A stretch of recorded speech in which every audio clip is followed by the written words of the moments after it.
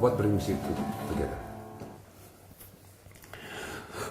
Well, actually, we met by accident, and it was explained in this movie. This movie was also actually the movie how we didn't make the movie, or how we made the movie. So it was. I was just wanted to make my old dream to sail, to make it real, and we had a friend in Berlin, and she connected us, and she said to me, "Oh, maybe I have some Japanese guy. He would like to join. Maybe shoot some documentary film." I said, "Oh."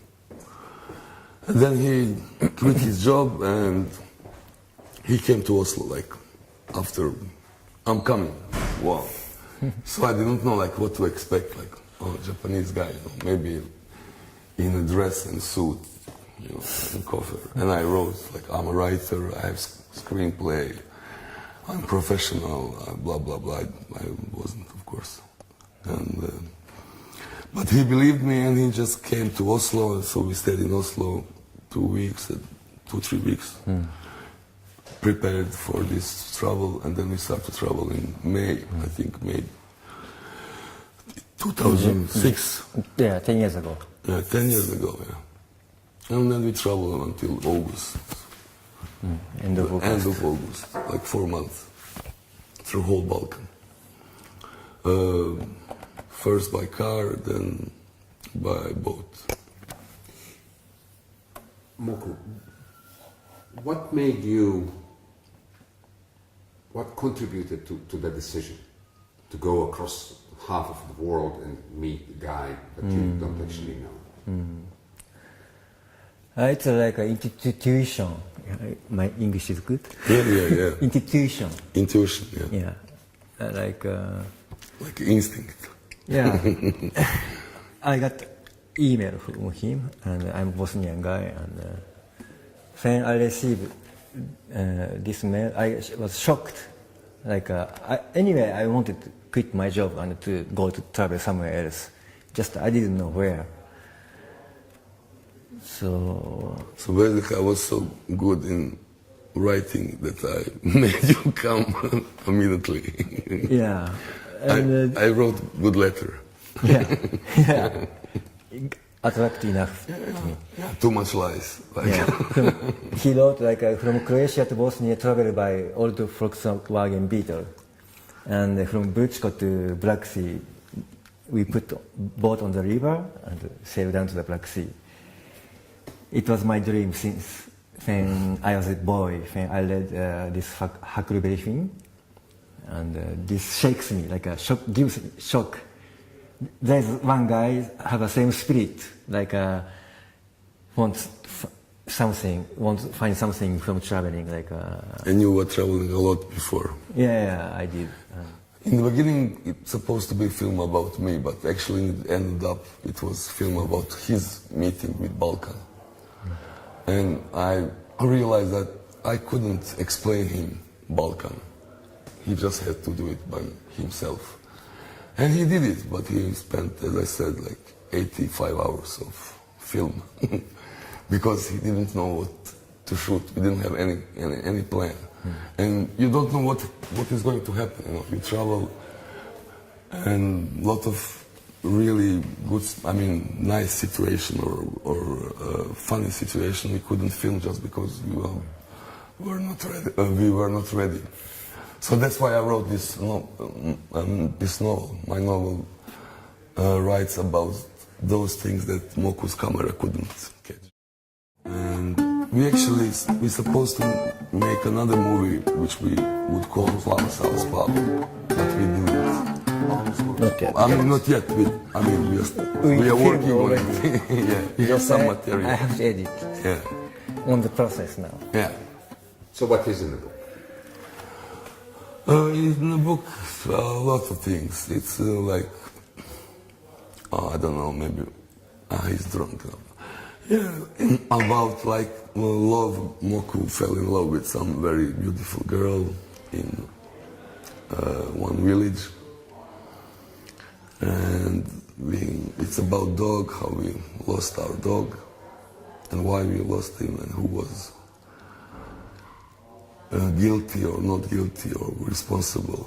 The maybe most unpleasant and also funny in some way is this meeting with this guy, the Duke, Voivoda, Čeka Dapčević. It was a storm and we ended up on one island, and on that island it was that guy with his guys, and we couldn't film a lot. They didn't want to film them, but we spent some time with them. Like, I don't know, it was some of them were actually cool guys as well, also. I understand that was emotionally very intensive for you, that particular moment. Well, I don't know. Actually, I didn't feel it. Were your emotions during this road trip changing when you started from Rijeka and then you came to Mostar, Sarajevo? Can you give me some insight how you felt in those spots? I was actually visiting like very important places or people in my life, starting from Rijeka, where I lived from 1985 to 1993, like 8 years, like from 14 until 21, like very important years for forming as a person. So when I'm in Croatia, I feel like I'm from Rijeka and I speak Rijeka dialect mostly. And when I come to Brčko, I switch like this and I speak as a Brčko guy. So, I don't know, I just still feel it's like, for me, Yugoslavia is not dead, like culturally. I feel it like it's my place. I still feel it like this is all of it, all of these countries are somehow mine. And how did you feel, for example, when you entered Mostar, which has its own ghost? Yeah, my problem was that I actually didn't know almost nothing about Bosnia, because I lived only in Brčko when I was at primary school. So for me, Bosnia was Brčko, my grandparents. I have never been in Sarajevo or Mostar, so my knowledge or my connection to Sarajevo and Mostar began on that trip. And on that trip I met some people which I still are really good friend with. Like, we are kind of, I can say, tribe, like group of lot of people with which we visit. And Moku it was his first time, and after that he was coming like 6-7 times. So I see him like as much as I see my Bosnian friends. Like when I live in Zagreb, I feel like he lives here, but he goes to Japan, gets some money, and Yeah. That's our strategy. Da. And Moku, we see Bekm sort of chasing his ghosts. You came from another town, culture, which as well was devastated at a certain point in history. How was this trip for you, looking now at another universe, another conflict, another wounds? And what did you know about Balkan before? Did you know anything? I didn't know. Nothing. I search You Google it. It's First World War started from a bridge in Sarajevo, Yeah. and in 90s. In 90s, I was 20 years old or something like that, and I watched what's happening there on the TV. But I didn't know why they are fighting, how, like who. I didn't know the details. So my picture of Balkan is like a war. Before I leave, one of my friends, we met on the street in Tokyo, and hey, I'm going to Balkan, Bosnia, and he said, he's Canadian, and he said, are you going to suicide? And so still, we had this kind of picture, like from all the news in that time. But being from Hiroshima, did seeing and taking this road trip and people talking about what happened, did it produce any emotions in you and maybe reflection on what happened in your hometown? But when I grew up, it's already recovered, and it's difficult to see the scar of the war from the Second World War. So, but in Mostar, for example, it was still destroyed the house and a lot of blood. This kind of things we don't have it in Hiroshima already, not anymore. So it was, for me, it's more touched, like about the war.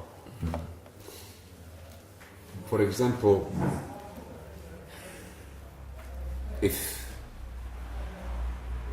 Japanese guy travels to US or American travels to Hiroshima, would there be feelings similar to those that Bekm felt taking this road trip? I don't think so. What happens with the feelings and emotions 70 years after the war? So that's probably what is waiting us ahead. What happened? What is how is this feeling? How is your feeling with US or? So we did With America. with America. Oh. Yeah. US.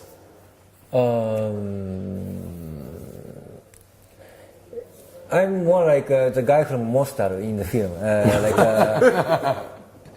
History must stay in the history. Like we should go ahead, you know. So I don't have so much hate feeling to America. I mean, I know, but I mean, I have it, but it's okay. It's happened.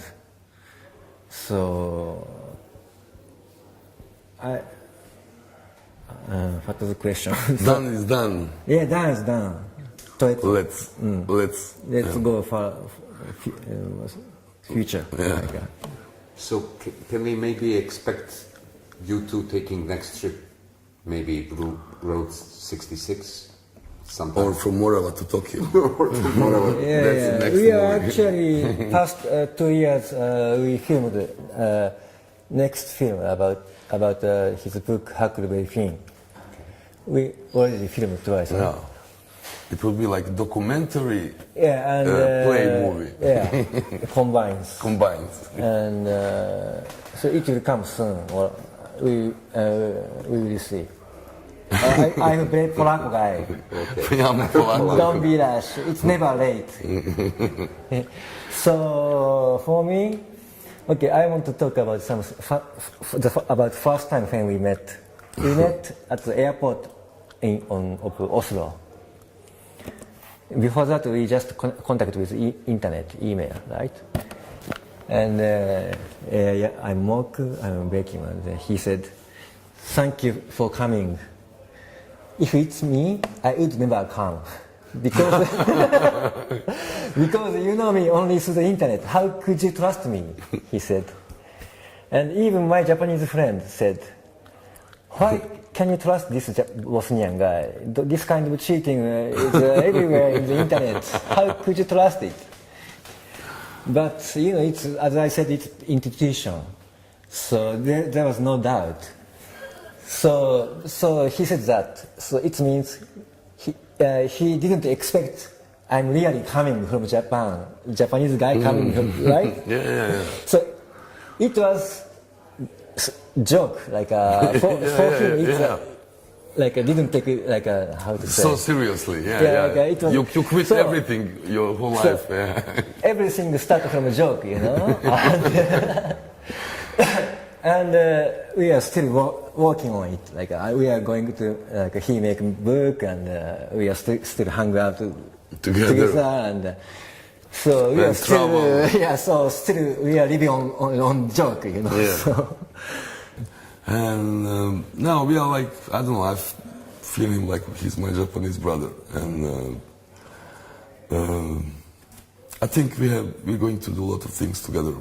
But I mean, something published, something not. Actually, we could make about 10 movies from that material. Yeah. I put together everything. Yeah. When do you expect new movie to come out? Well, we will see. Don't be rush. I can say that. We have to. Yeah, some things has to happen first. Yeah. And just one more thing. Can I ask you to just for us play a few tunes of your book?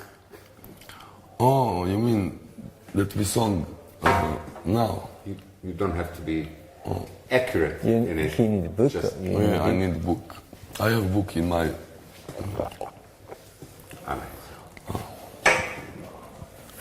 Very nice. Just singing or with reading as well. Amos.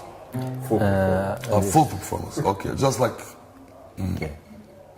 now. I think you're now more authentic. At least my voice is more. Zatim sam pred zalazak uzeo još koje zrno iz crvene kapsule jer sam htio nastaviti uživati u noći na rijeci. Poput šamana stopiti se s prirodom, zaploviti kroz vrijeme i bar se za trenutak preseliti u neki drugi svijet, realan ili imaginaran. Koliko je ovaj koji nazivamo stvarnošću. Kao da sam se htio zaustaviti u vremenu, odnosno pustiti ga da teče poput rijeke, a ja da se zakačim sidrom za dno, na točki gdje se trenutno nalazim. Problem je bio jedino što sam pretjerivao. Već sam bio uzeo svega previše, što mi se često dešavalo. Kad bih nešto uzeo, nastavio bih uzimati još i još i još i još. Svega što bi mi došlo pod ruku, dok ne bi ostalo ništa. Prijatelji s kojima sam nekoć partijao iz Prnje su me zvali Mr. Yes. Zašto god bi me netko pitao, hej, hoćeš li malo? Ovaj ne bi stigao ni reći čega, ja bih već odgovarao, hoću, yes, davaj. Nakon 5 minuta rekao bih, daj, još.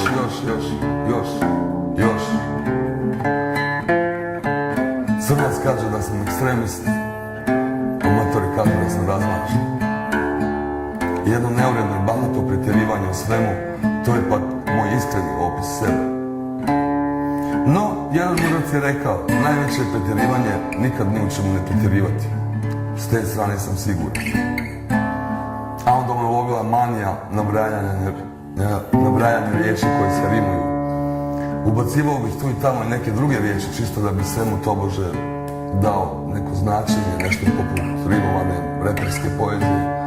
I to bi se često zna događati kad se puknem, pa ne znam šta bi od sebe. Onda bi samo od sebe počelo plava Sava spava.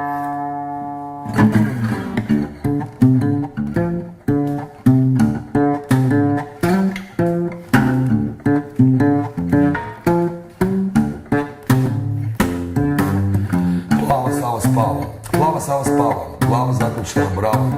Što si dava, koga si jebava, strava, sisata krava.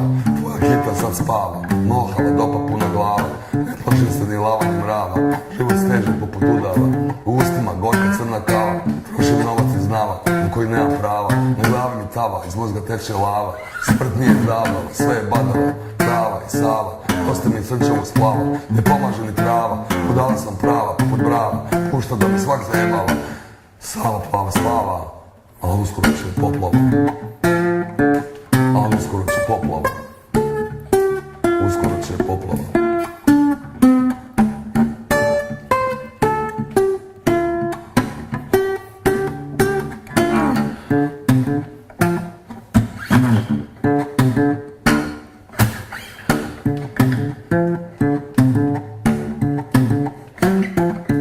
Smrt nije zabava, sve je badava, drava i Sava. Dosta mi je srčevog splava, ne pomaže ni trava. Budala sam prava, poput brava, pušta da me svak zajebava. Sava plava spava, a uskoro će poplava.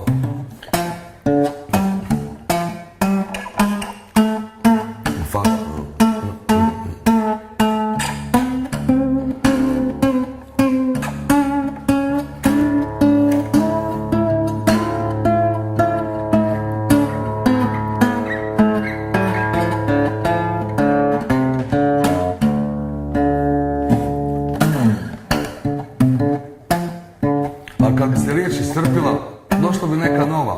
Riba, Savom šiba, broci giba, ljubavi svi triba, dupe moje drage se viba. I tako, sve gluplji odlupnik, niđe veze što bi rekao. Ali nisam se mogao zaustaviti, sve dok nisam skoro izludio.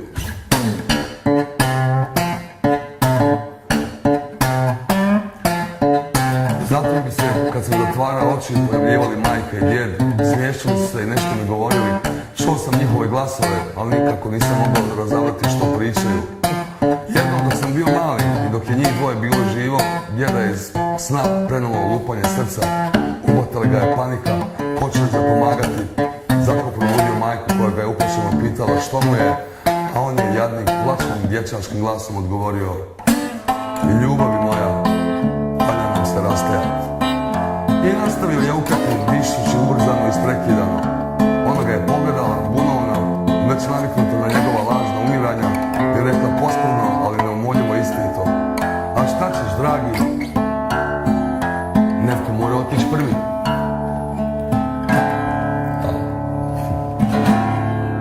Hvala. Bravo! Yeah.